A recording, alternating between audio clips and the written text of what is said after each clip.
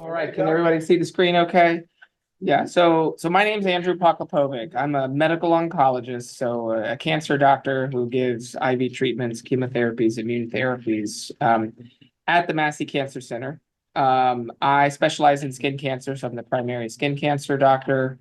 Do a lot of skin cancer research with clinical trials. I treat patients with advanced skin cancers, but we're also, focused on prevention and early detection across a variety of things. And so I was asked to give this talk because it's the summertime, UV radiation is the highest. It's when people get sunburns. It's when people are out and doing things. And how do you protect yourself from UV radiation? And as I get into that, a lot of what I do in clinic is really the science of biology and how does cancer grow and how do you give treatments and how do you manage the side effects. But what is UV radiation? So actually, when I was creating this talk, I sort of was like, oh, I'm gonna have to, buff up my astronomy and my space science chops, because it's really about understanding kind of just the magnitude of the things that are coming out from the sun, and then how does that impact our skin, and how do we take all that information, simulate it, take the best care of ourselves.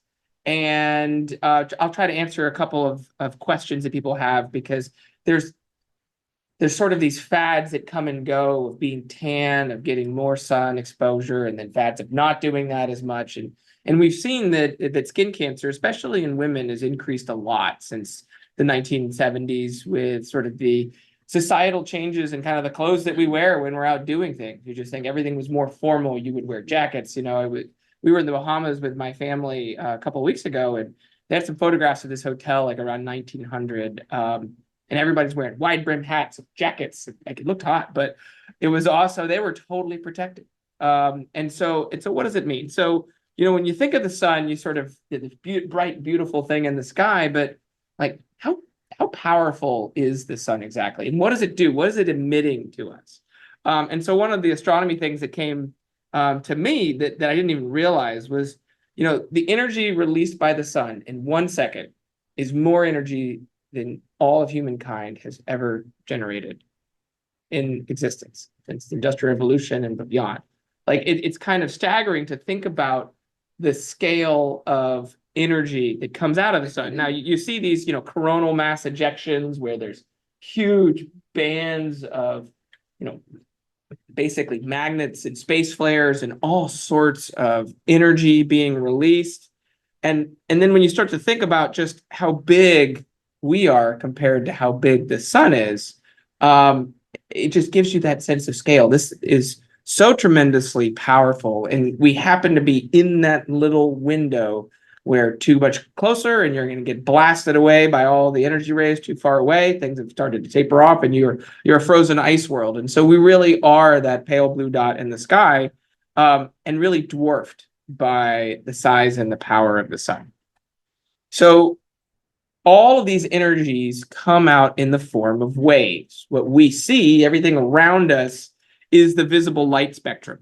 You've heard of infrared, so that is a slower wavelength. And the way you look at that is, so we have these, so the big long waves or radio waves, those are about the size of a building. And then microwaves, infrareds, visible, ultraviolet, and then as you get into X-rays and gamma rays, which are the really powerful ones, the frequency, the sort of the distance between each wave, gets smaller and smaller and smaller until you're down at the size of atoms and atomic nuclei by the time you get to these high energy waves. Ultraviolet's down at the size of molecules. And the only part that we actually see is the visible light spectrum. So my daughter's 4 and she loves going through the visible light spectrum and seeing all the colors. But the sun releases all of this. And much of it is stopped by the atmosphere, the magnetic poles, where we think about the aurora borealis, as well as the ozone layer in the stratosphere, not low-level ozone, and we'll get into that in a minute, but high-level ozone.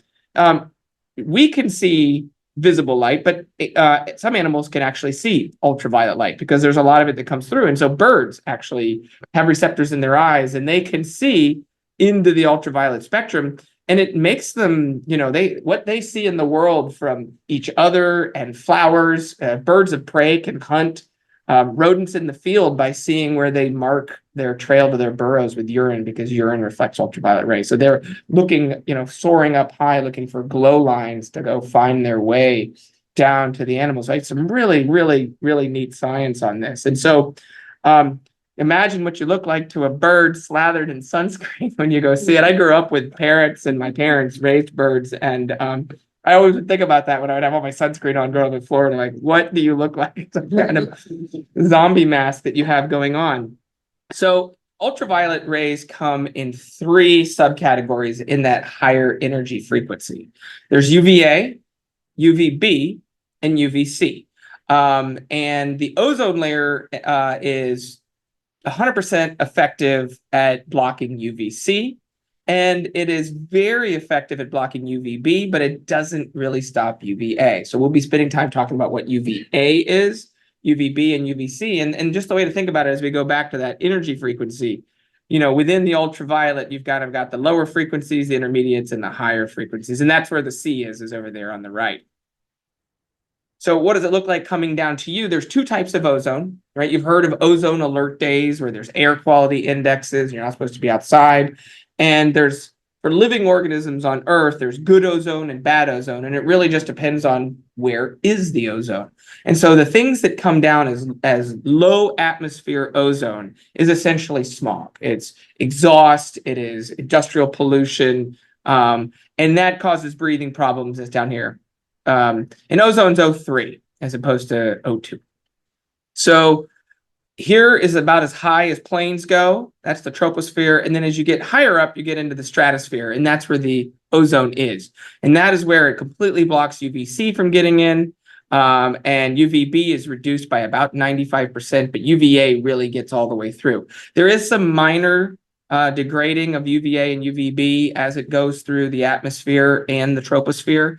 And so higher elevations, you get more radiation exposure than low elevations. So what is the Earth sunscreen? Well, that's the ozone layer. And we probably all remember kind of what is this, the hole in the ozone? We have this giant hole in our ozone layer that didn't used to exist. They first started detecting it in the 70s, and they really started to figure it out in the 90s. And the world got together and said, this is a problem. We don't want a hole in the ozone layer. That's a lot of UV radiation that's going to come through. And they figured out it was stuff that was in refrigerant, those CFCs, chlorofluorocarbons. And in 1996, essentially, almost the entire world eliminated CFCs. And the rest of the countries that were kind of holdouts stopped after that fact. And these CFCs would basically bind stratospheric ozone and break it down.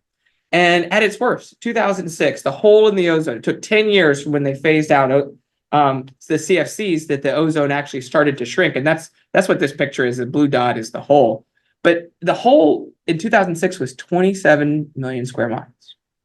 And think about how big that is. That's beyond the skies of Antarctica. There were zones overlapping with Australia and other components of the southern hemisphere, and it's shrunk. It's been static for the last couple of years, ranging between 8 and 10 million square miles, but certainly an improvement from its worst at 27.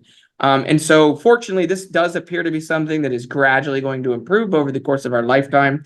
It has more implications for folks living in the southern hemisphere necessarily than for us, but it's also important to know that when you can measure what human-made chemicals are doing to something, and then you can embark upon a mitigation strategy, you can actually affect change over time. So how are the different ways that you get, radiation? So there's reflections. Light waves bounce off, just like you can see things in a mirror, shining something, you see colors reflected. So you can have it directly from the sun. You can have it reflected by ground surfaces or water, so reflecting off of a lake while people are swimming on their face.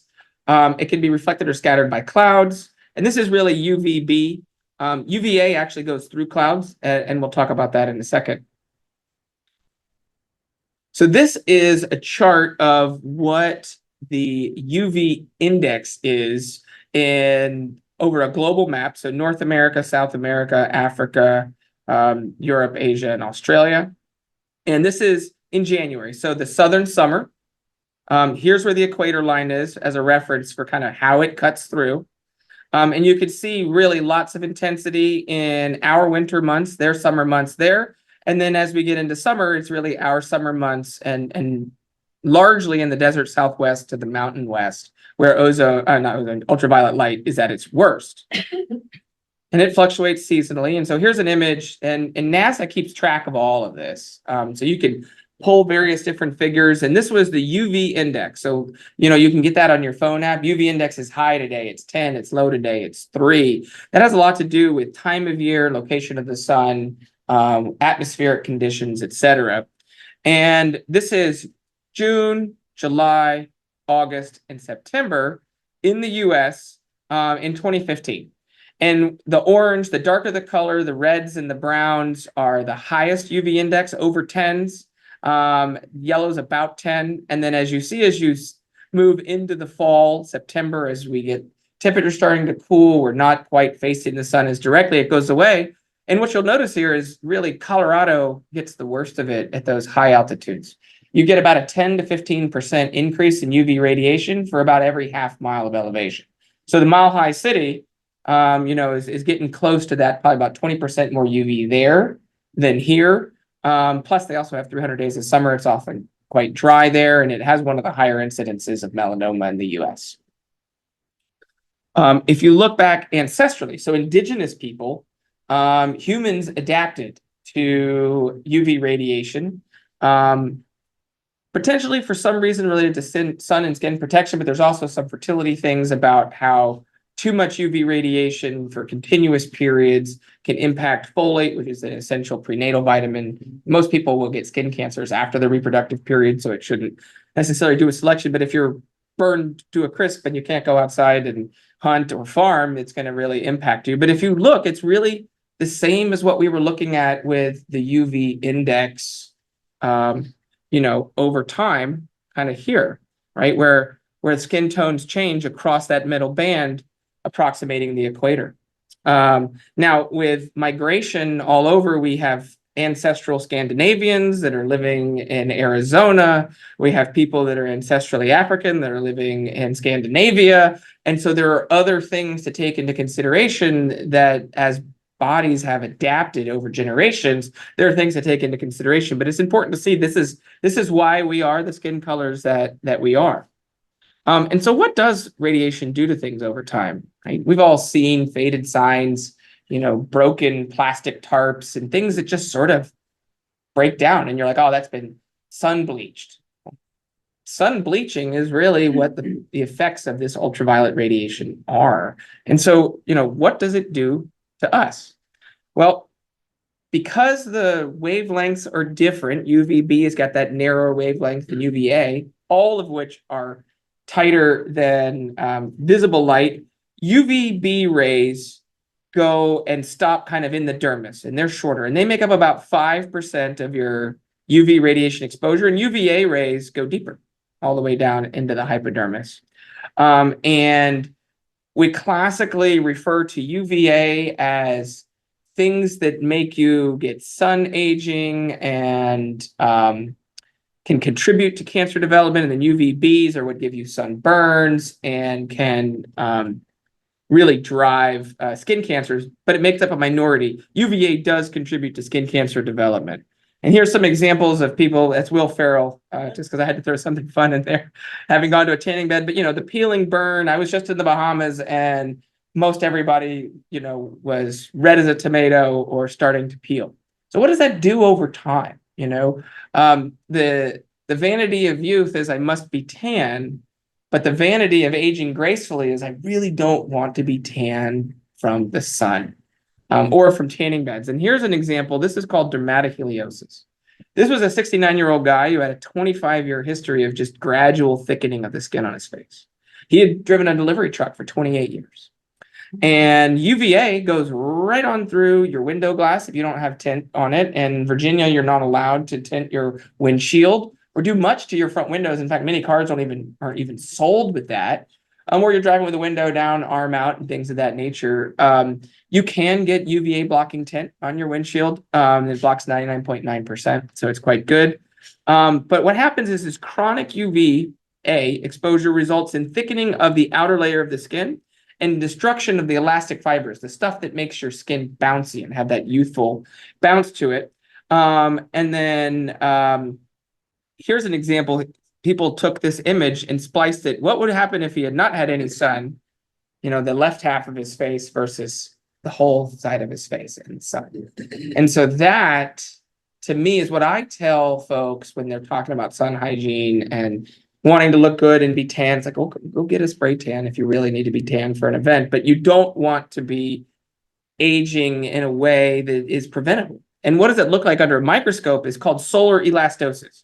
So underneath your outer layer of your skin, which is this is sort of like the skin that's flaking off, and then these are the cells that make the stuff that flakes off, and then this is all your deeper tissues. You'll see on the right that there are these big, thick pink fibers that are kind of all thick and rolled around like here. And then if you look on the left side, they're thin. They look like snapped rubber bands.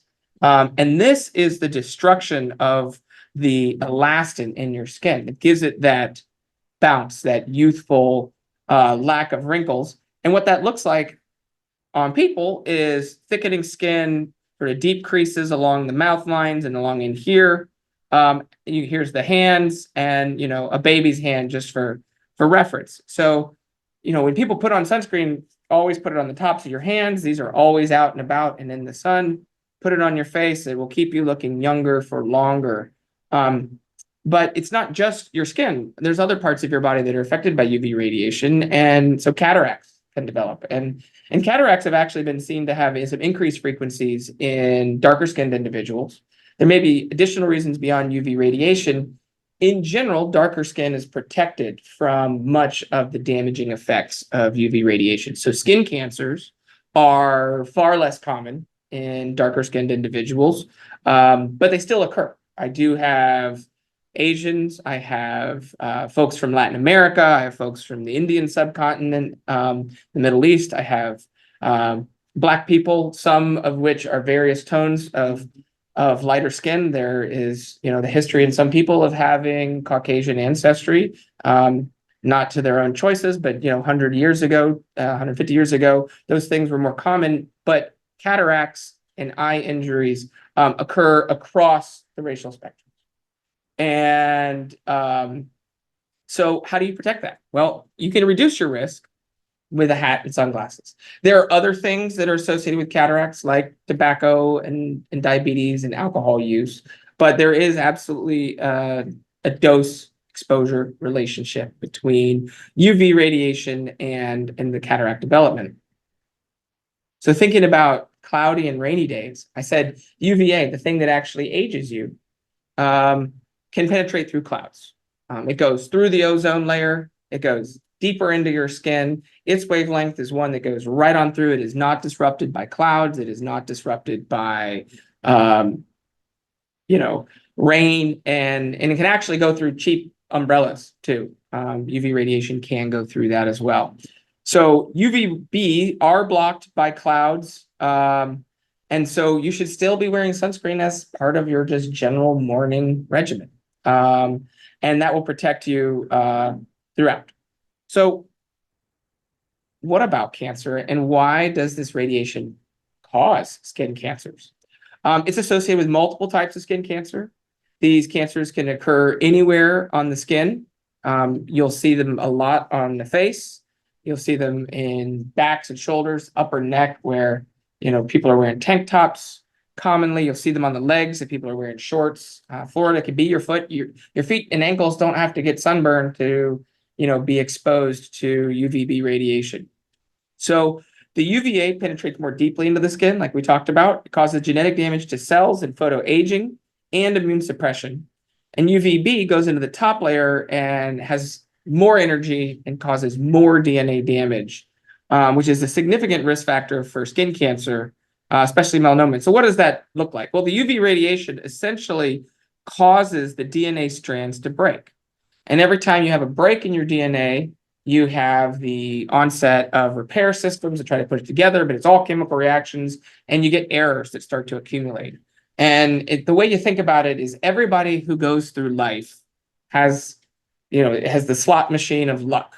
And you basically have a number of pulls for just being alive. You have a pull. You never know when you're going to have some random thing happen as a health issue or a cancer, right? Cancer can affect little kids. Cancer cannot affect somebody who's 80 years old. There's always a chance. But, as anybody's ever played the slot machines, some people have big tubs of coins and some people just have a few. And it's what you expose yourself to, carcinogens, that basically add more tokens to your slot machine of life. And the more times you damage your DNA, whether it's tobacco smoke and lung cancer, whether it is chemicals and other forms of cancers, whether it is UV radiation and skin cancer, this is what happens. So you're basically laying out in the sun, trying to get as rested as possible, and you're basically just adding tokens to your slot machine. So the two most common types of cancer that are triggered by UV radiation are squamous cell carcinomas. Mm-hmm. I don't have too many gross photos, I promise. You don't want them. I know.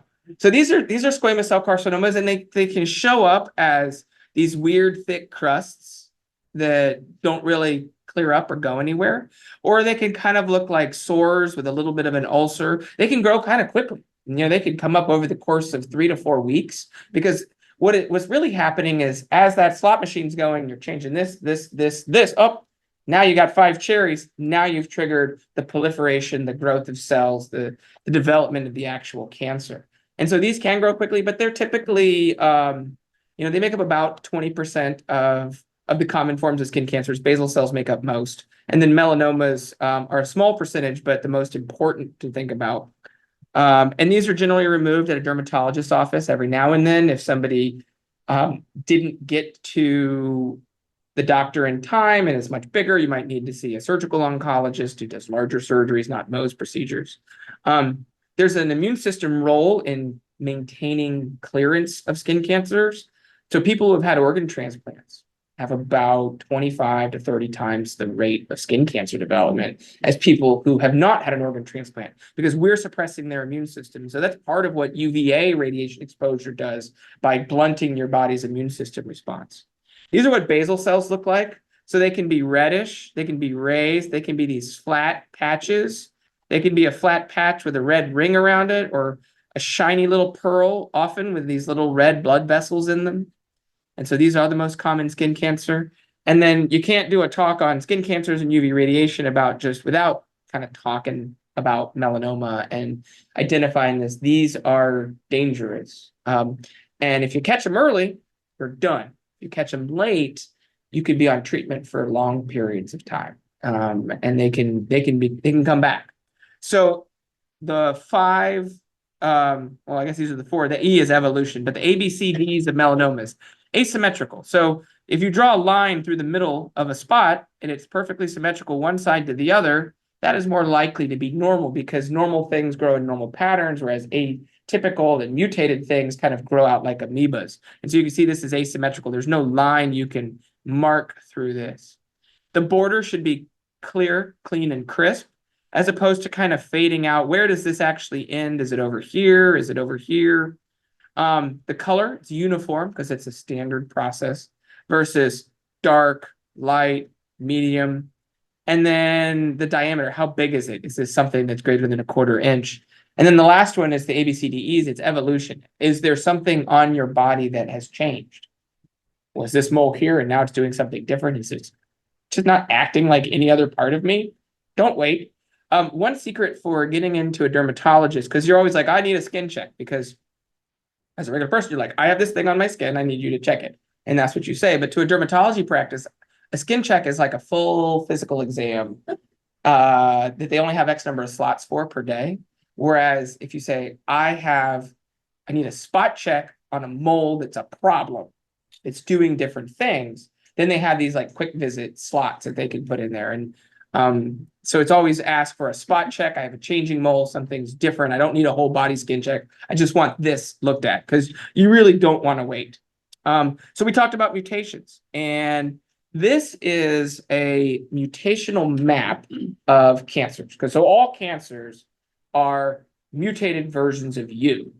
The cells that are supposed to do this and not do that are now not doing this, but doing that. And that happens from mutations, whether it's just natural age associated mutations, just that we've been here long enough, cosmic rays, the rest of it, and just time, random chance, or we've done things to ourselves.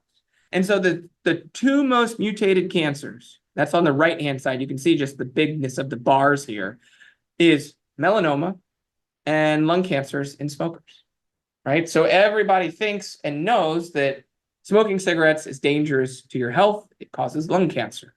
Well, the sun is dangerous to your health and causes melanoma skin cancer. And they're essentially the same. And what happens when melanoma can get out is that it can spread everywhere. So everywhere you see the dark dots on the panel A, that's where melanoma had spread to in this person. Now, what I do is treat these patients with these modern immune therapies, and we can save lives with them. We can have patients who a decade ago, it was certain death within a few months, now can become long-term survivors and even be cured. And the way we do that is actually by going back to these mutations. The more mutated a cancer is, the more different it is from the rest of you. And the greater the probability that if we activate your immune system to be like, let's get rid of this stuff that's not good, it'll recognize these mutations as different. And just like the immune system can keep you protected from tetanus, if you had a tetanus shot and step on a rusty nail, it can also protect you from cancer trying to escape. And so immune therapy has been transformative for the treatment of cancers.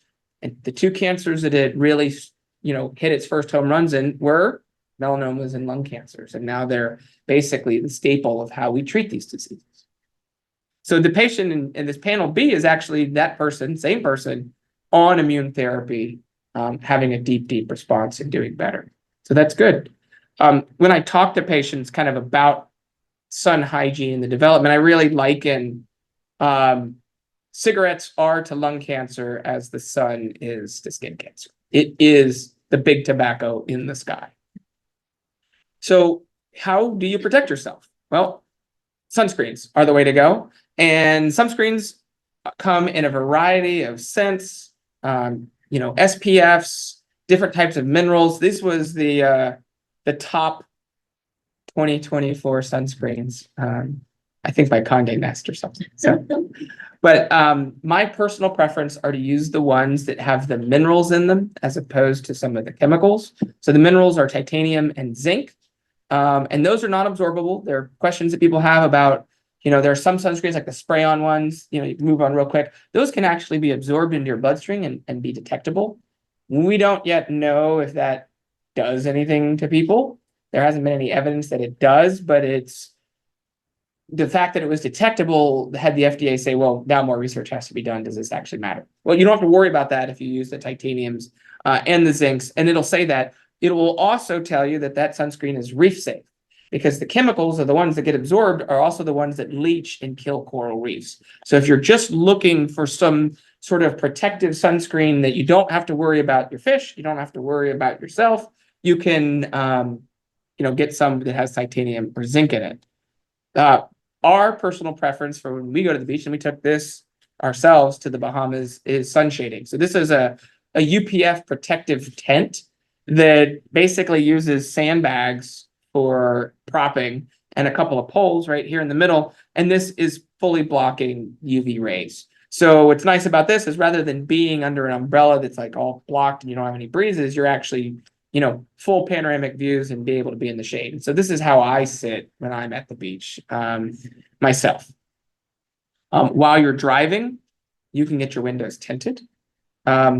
Virginia has some laws that they've adjusted over time where they don't really like your windshield or your front windows to be tinted very much. It used to be they would pull you over for it and give you a ticket. Now they won't pull you over for it and give you a ticket. If you have it and you don't have what's called a sun shading waiver, then you can get a ticket. It's a couple $100. But if you've ever had a skin cancer, you can get a waiver from the DMV, gets added to your registration, and then you are allowed to tint your windows to about 30% on the windshield and a little bit more on the front. I have that on all my cars. I've had a couple of skin cancers, having grown up in Florida and being on the swim team and all the reflected light. And I can tell you, if you go with what is the state legal allowance with the sun shading waiver, it doesn't impact your driving at all. It's not like you're trying to cruise South Beach where nobody can see inside. It is enough that you can drive at night. It's enough that even on a really bright day, you might still want to have your sunglasses on. But what you don't feel is that heat of the sun coming through the window, getting on your arm, getting on your face, that 5 o'clock traffic kind of stuff.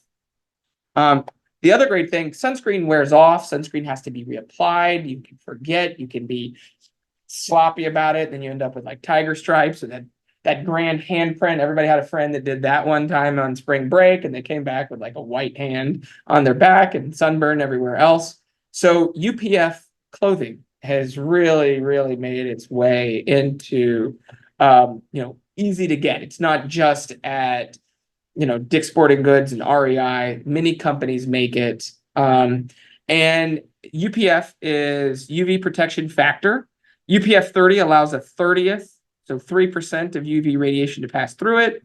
Anything that's UPF 50 is only 1/50th, so about 2%, and then 50 plus, which is what you'll see, is less than 2%.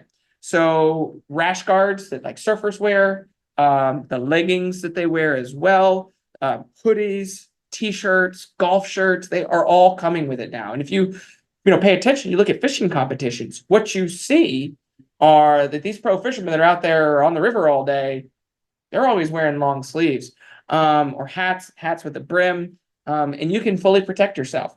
Over time, after maybe about 2 years, they will start to lose some of their efficacy. So you need to upgrade your wardrobe here and there, but it's certainly worth having some of that, especially if you're going to be out somewhere and be exposed to UV radiation.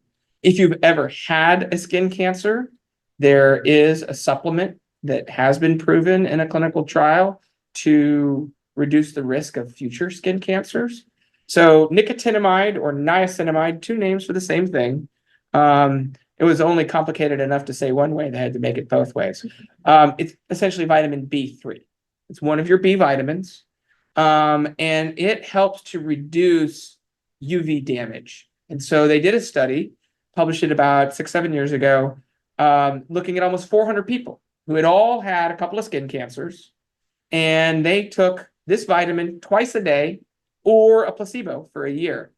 And at 1 year, there was 20% fewer basal cells and 30% fewer squamous cells.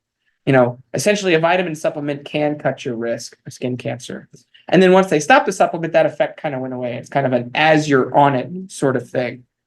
Some sunscreens at the kind of the higher end designer levels will come with niacinamide in the sunscreen as well. There's some face sunscreens that put it in there.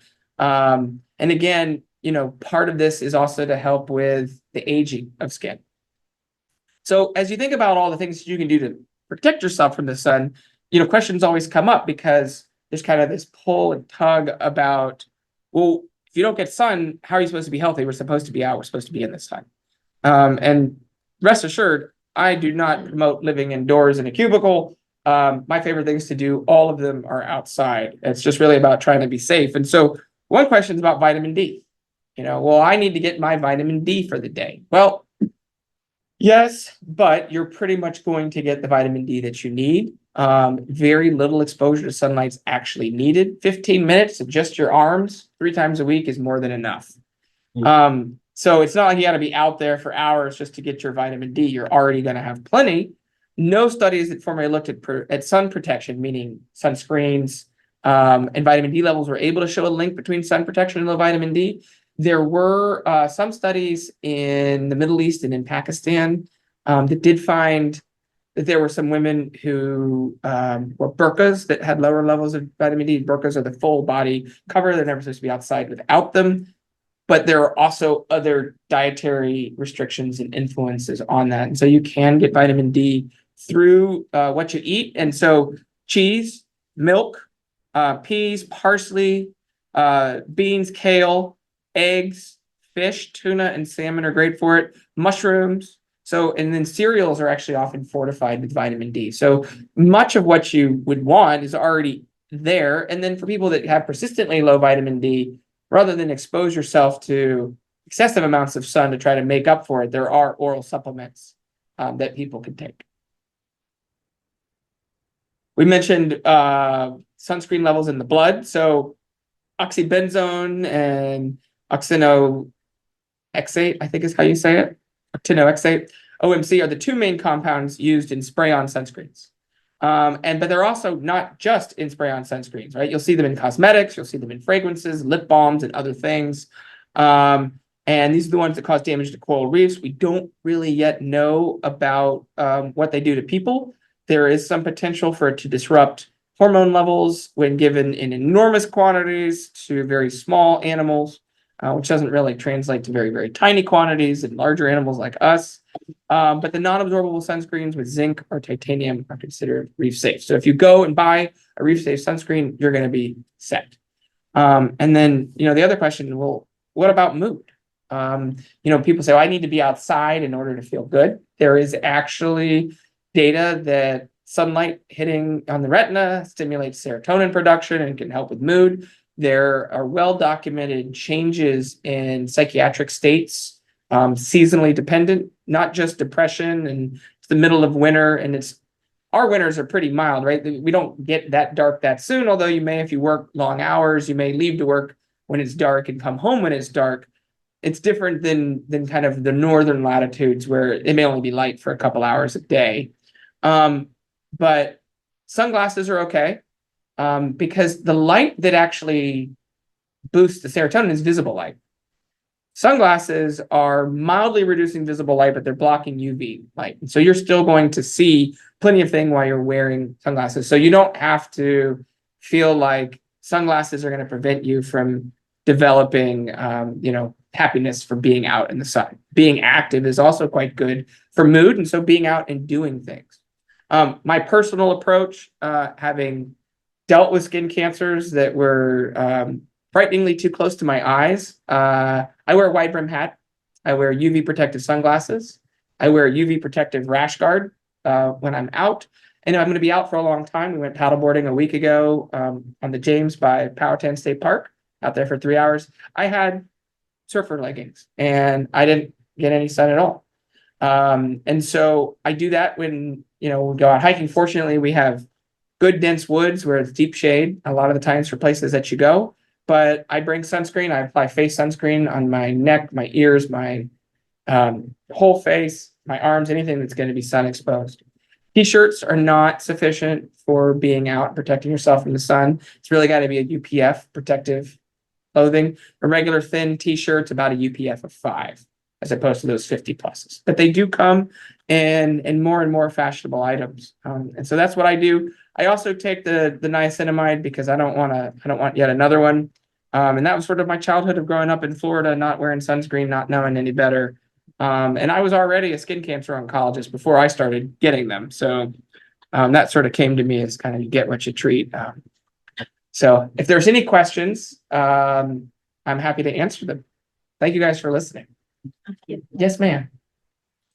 On the cream that you get, basic cream, and it says it's UV protected. How protected is that? The moisturizer. It comes and says it's UV protected. It should tell you have an SPF on that. It does. So is it? So if it has an SPF, that's a sun protection factor. Okay. And then for the face, it tends to be about 25 or higher is recommended. Okay. 15. Once you start getting much higher than 25, you're already blocking so much that going from 25 to 30 or 30 to 40 is, lower rates of return than going from nothing to a 25. You said put scent. I put it, yeah, people are out walking around. The sun is always beaming on your ears. Yeah. It's always on the back. It's always on here. This is just think, touch your ear. It's like, it's soft. It's tender skin. Never done that? Not my ears, though, but Yeah, you'll see some older folks that it, looks like they got chips sticking out of their ears along the way because they get, and wearing ball caps protects here, right? But it doesn't ever protect your ears. And so the back of the neck, these are all places that you don't see as well. You can't pay attention to your own skin back there as easily because it's really hard to have the right kind of mirror set up to do that. What's the name of the sunblock you use? I use Elta MD, ELTA. MD. And then that's the one I use for my face as my everyday, my face and my hands. And then we have a couple of different reef safe body sunscreens that we use on our arms for like going out to the pool or the beach. I don't remember the name of it off the top of my head. I'm sure I can find it. Yes. On the spray ones, which of course, at the beginning of the season, I bought a 4-pack. Well, and you know, it's not the same as, I took out the slide that actually had there was a slide I had put in here that had like good ones versus bad ones, but the sprays, yes. Is did they do a study about the two chemicals that are absorbed or just that they were absorbed and? So they have found that they are detectable in human blood samples at a threshold that triggered the FDA to say, we need to do more evaluation of this. There is nothing that has been linked between them and health issues in people.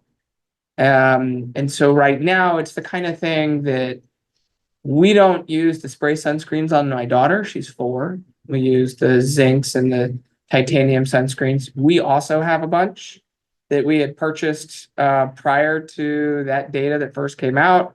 And so I'll bring one. It's like, say I'm going for a long bike ride or something. When you're out there and sweaty, it's really hard to get the creams and kind of rub them in. But so I'll spray on periodically. I use it in moderation. Predominantly, I use the non-absorbables now, and I just kind of have that as a backup if I need it.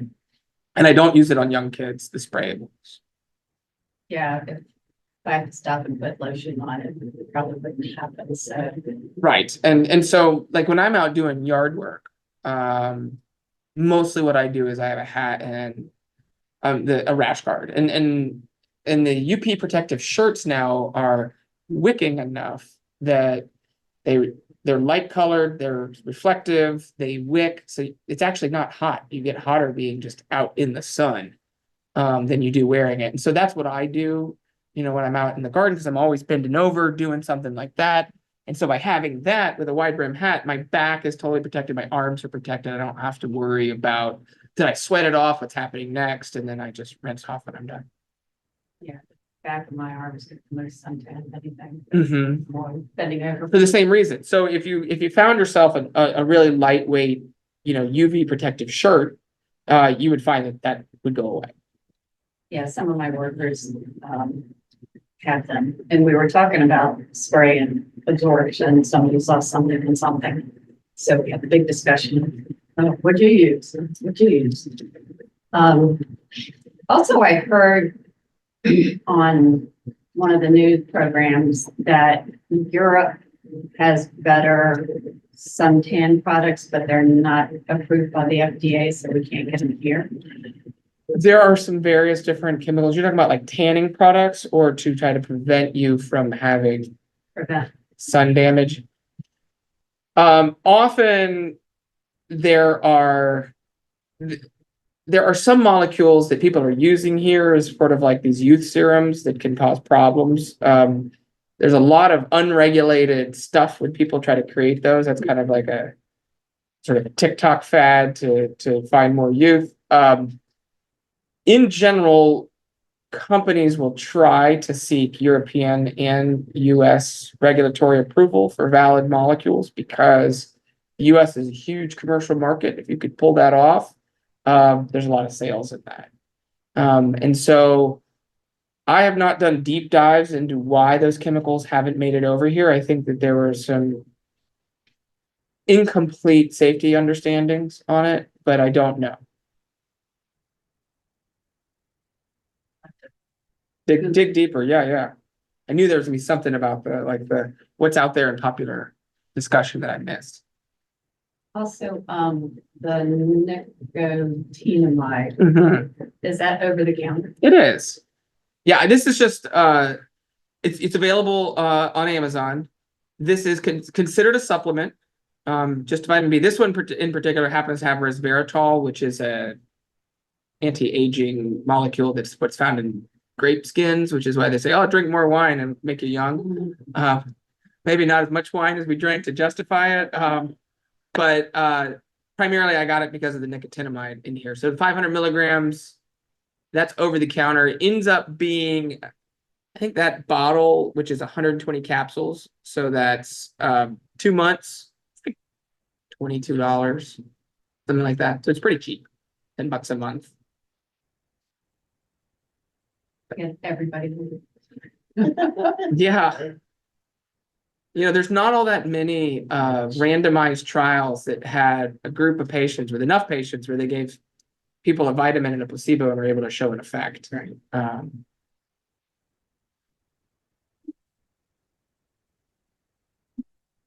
All righty. Well, you see the patient that was on fire, that person scattered everywhere.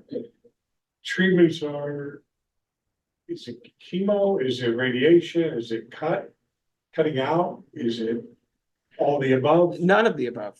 None of the above. Yeah, it's Yeah. immunotherapy. So the idea behind how immunotherapy works, right? Your immune system is designed to recognize self, the parts that make up you as you, that's good, and the stuff that wants to make you sick, viruses, bacteria, amoeba, fungus, molds, right? That's bad. So your immune system is supposed to destroy the stuff that wants to make you ill and leave healthy you alone. And because it's biology, anything in that spectrum can happen. You can have people that can't fight off infections. They can be born with it, like the bubble boy. They can have a doctor do it to them, like somebody trying to keep you from, rejecting a transplanted kidney. And you can have other people on the other side of the coin whose immune system gets carried away and attacks healthy parts of their own body. We call that autoimmune disease, self-immune disease. And so there's a whole collection of autoimmune diseases. There's a field called rheumatology that treats it. Eczema is a simple example, but rheumatoid arthritis, lupus, multiple sclerosis, childhood onset diabetes, Graves' disease, ulcerative colitis, Crohn's disease, all different aspects where the immune system is attacking a different part of your body, whether it's the insulation on nerves and MS or the lining of the joints in your knuckles and rheumatoid arthritis. And so now you've got this third actor, this mutant version of you. It's not so mutated that it's an amoeba, but it's definitely not the same as you. And the immune system has the potential to recognize these things as being bad. Normally, in the healthy immune system, there's a big checks and balances to try to keep the immune system balanced, where it fights off things that's not supposed to be there, but leaves other things alone. And what you have to do is use these drugs that basically tilt the balance and essentially move your immune system this way. It makes you less tolerant towards yourself, but it can make you intolerant towards mutant self. And so wherever your immune system is going by and surveying, it's basically, the passport person who's checking the papers on every cell in your body, comes across this, it's like, that's bad, and then it fights it and destroys it. If you overshoot with the immune therapies, you can trigger autoimmune diseases, but fortunately those rates are less than with most chemotherapy side effects. So these drugs don't actually even target the cancer. These drugs target your immune system to get it to recognize that that's a bad actor. It's doing things it's not supposed to be doing, and it needs to go. And then once you have that, you've got memory. So if there's little seedlings, other places that want to grow up later, it can find those and destroy those. And the cancer can't mutate back to normal. So that's what allows people to have that long-lasting control when it works. It doesn't work for every cancer, for every person yet, but every year that goes by, we have new breakthroughs for different diseases. These drugs work in over 20 cancers. So these are pills. IV infusions. IV. You do blood work on me, but you know where I gotta get done. You figure out how much to give me. And then I go through this for Years, months, years. sometimes. If it's after surgery, we can do it anywhere as short as 8 weeks or as long as a year. If somebody's otherwise in remission, once somebody has active cancer, it can be years on treatment.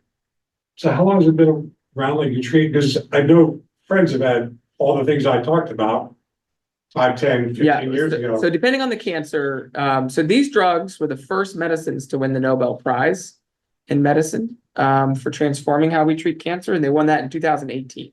The very first immune therapy that changed the course of clinical care was 2011, was the very first immunotherapy, and that was not the best drug. The better drugs that came online were about 2013, 2014. They've really been about 10 years, but it started in skin cancers and now covers, throat cancer, lung cancer, esophagus cancer, stomach cancer, liver cancer, bladder cancer, kidney cancer, you name it. It basically covers most. But it doesn't cover some of the most important cancers. It has limited effect in most types of breast cancers. It doesn't really work in prostate cancer yet, but they're working. Doesn't really work all that well in colon cancer. So 3 of the big 4, it's not as effective. It's approved in all forms of advanced skin cancers. We do it pre-surgical, and train the immune system on the tumor, get this big inflammatory response at the time of surgery, and that boosts cure rates significantly. The numbers are looking really good when we can give treatment before surgery for operable disease. That even works really well in lung cancer, getting immune therapy before lung cancer. And so part of that is, a talk for another day, which is early cancer detection, blood-based cancer screening, and things like that. There are ways where in 5 years from now, you'll be able to get cancer screening through blood tests that can say, hey, you're great to go, or you need to go see somebody. We're worried about a liver problem. So my wife's got pulmonary fibrosis, so she takes OFAC right now, which is a trial.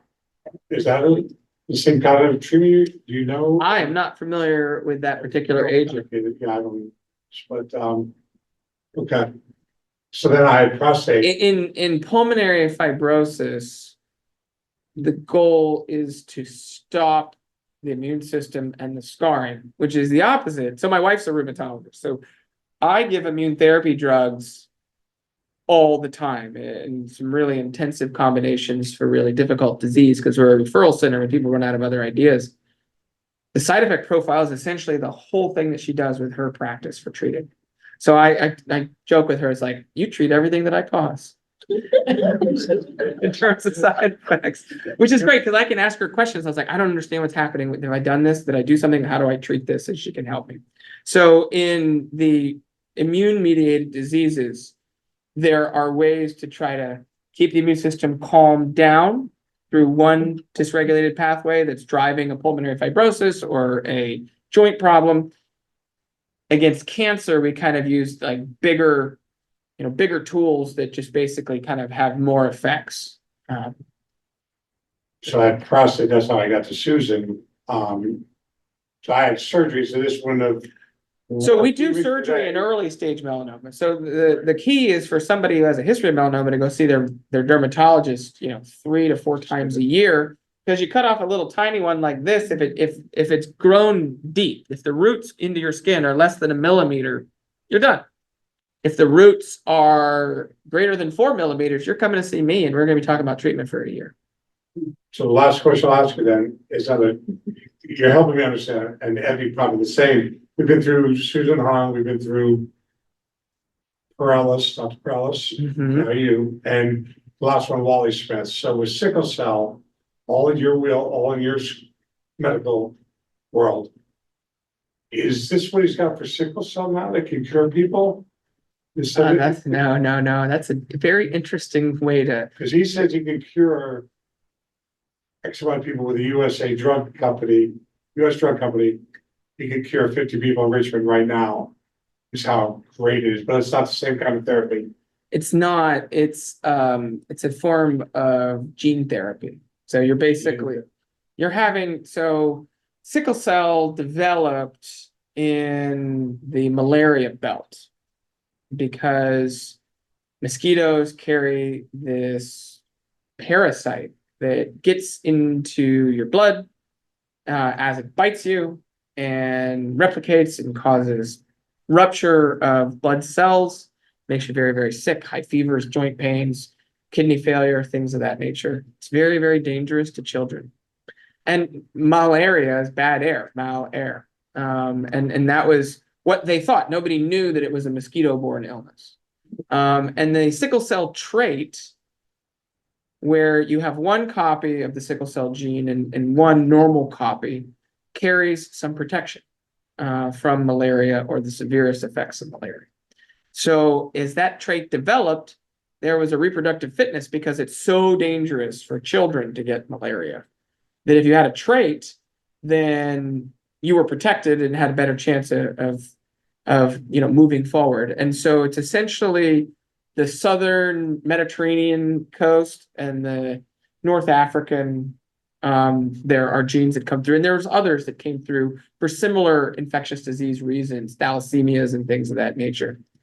And so what you have to do is you have to get rid of the hemoglobin S or sickle and replace it with a normal hemoglobin. And that is how gene therapies work. And we use those types of things to create modified genes in people and modified cells as part of treatments of leukemias and lymphomas. It's a type of treatment called CAR T. And it's pretty fascinating what we are able to do to modify and manipulate the body to remove inherited diseases, to treat cancers, to basically deliver what you need to make up for what's not working or broken. So because you're using multiple myeloma, Mhm. does yours work for that disease? You can. There are CAR Ts for multiple myeloma. Mhm. They have developed, yeah, I know what they're using. Yeah. Yes, ma'am. How do you find a dermatology office that's accepting new patients? Are they not accepting new patients? Well, most of my doctors are at VCU Health and VCU's dermatology program is very small and very limited access. I like Absolute Dermatology. I like Dermatology Associates of Virginia. Those are two great practices. Dermatology of what? Associates of Virginia. Yeah, and then Richmond Dermatology and Laser Specialists would be the third one. Those are all three great groups. And You can't get in. I know that, and you can't get in, you can't get a residency spot in coming out of med school. I think there's some racket. They're like, Yeah. you work hard, so you're guaranteed to have a 4-month wait in your practice. But yeah, I don't understand, but the community practices, they're big. They might have 15 dermatologists, each of who can see 35 to 40 people in a day. Like that's a lot of scale for what and what the medical academic dermatologists see, like at VCU, is the really, really difficult things that you can't see if you're seeing 35 people a day. The complex medical dermatology, like blistering disorders, skin breakdown problems, really complicated things they do. So, but for skin cancer detection and prevention, that's not fun enough for them. I don't think that they have the bandwidth because they're filled with the referral stuff and there's just not enough of them, because the reality is in order to work at an academic center, you are taking anywhere from a 40 to a 60% pay cut from what you could get in private practice. And so what you're making up for it in is education, research, public health initiatives. All of those things are not done while you're in clinic. So you're not in clinic 5 days a week like a practicing dermatologist in a community practice. You might be in clinic for 2.5 days a week, and then you're doing other research or educational related things. And so you're not really a full-time clinician. You're a part-time clinician, part-time teacher, part-time administrator, part-time researcher. So their bandwidth is smaller number of docs. Can she say that you need just a spot check with them Yeah, and get in? you should. I mean, if you have a spot you're worried about, certainly can say that. If you're just like, listen, I want to get in and be seen, then just say, this is what I need. Have you ever had a skin cancer? I don't need to pry on this Yeah, basic cell. right there, yeah, on the bridge. So you would qualify for the sun shading waiver. I don't know how much driving around town you end up doing. But if it's a fair bit, get your windshield done. There's no reason to not have UV protection. You can also get some ceramic coating in it that actually reflects the infrared as well, which heats up your car, so your car doesn't have to be quite so hot in summer. So there's some nice things about it. Her staff's out in the sun all the time, or no? Your staff, My staff, yeah. they're out in the sun all the time. and I drive from Richmond into town. So you're a great employee, you care about it, but. And you have staff that work for you that have like the long hats and the cloths around their neck and long sleeve shirts and. Most of them wear something like that. Long sleeves are pretty in. I happen to have to transition from my bathing suit days and some lifeguarding days, so.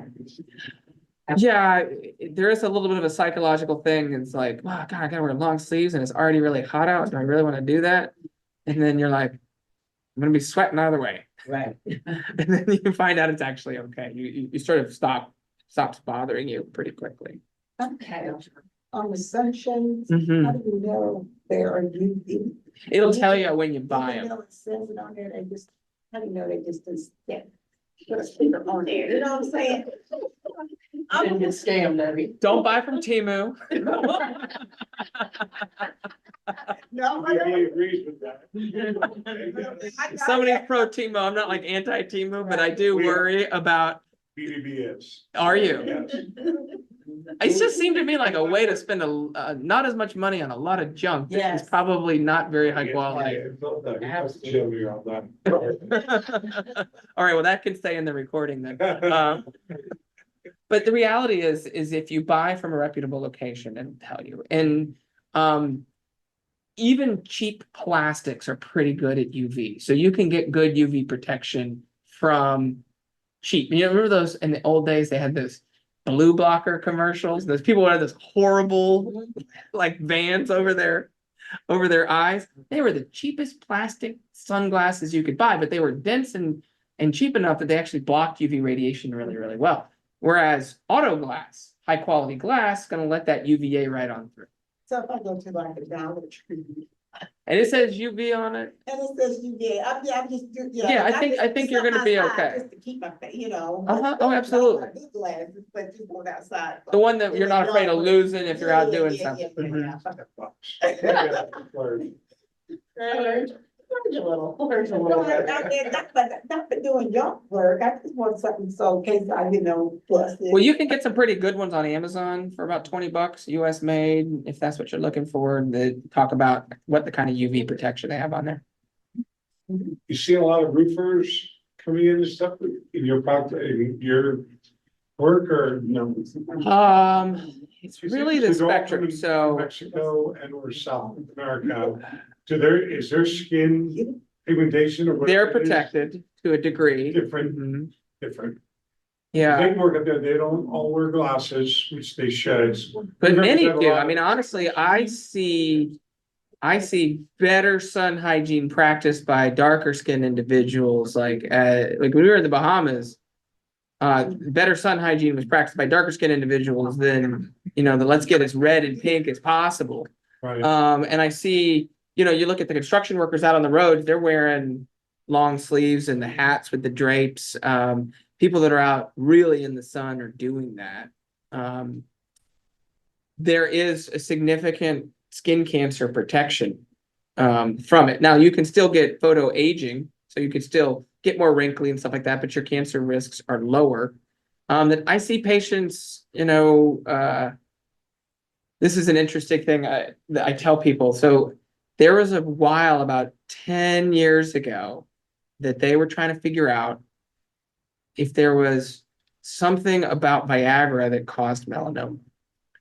Because what they found was that in men who had melanomas, there was a higher rate of Viagra prescriptions than the rest of the population. And so they're trying to figure out this biology. What could it be? What could it be? And this is one of those things of a correlation, but not a causation. And so they did all this biology. We actually had some laboratory science that said the class of drugs have a lot of beneficial effects beyond just lung function and erectile function. So why would it cause skin cancer? And it wasn't. And they actually were able to conclude after a lot of analysis that it was what they referred to as the Viagra lifestyle, which is a middle-aged white male who's got a little bit of disposable income, goes on beach vacations, likes to play golf, right? May have a boat, goes out and does all of these sun exposure items as opposed to the Viagra actually causing, it was just part of that Right. lifestyle. So do I see skin cancers in golfers? Yes. Lots of skin cancers in golfers, lots on the ears, back of the neck, nose, bridge, things like that. I see it in farmers. I see it in landscapers. I see it in young people. I've got the youngest person I have with melanoma is in their early 20s right now. And I've got everything up to 95-year-olds. So, it only takes one weird mole to be the thing. You don't have to be riddled with mold to develop a melanoma. Thank you very much. Yeah, I enjoyed it. I hope you guys liked it. Thank you. Stuff to be clean.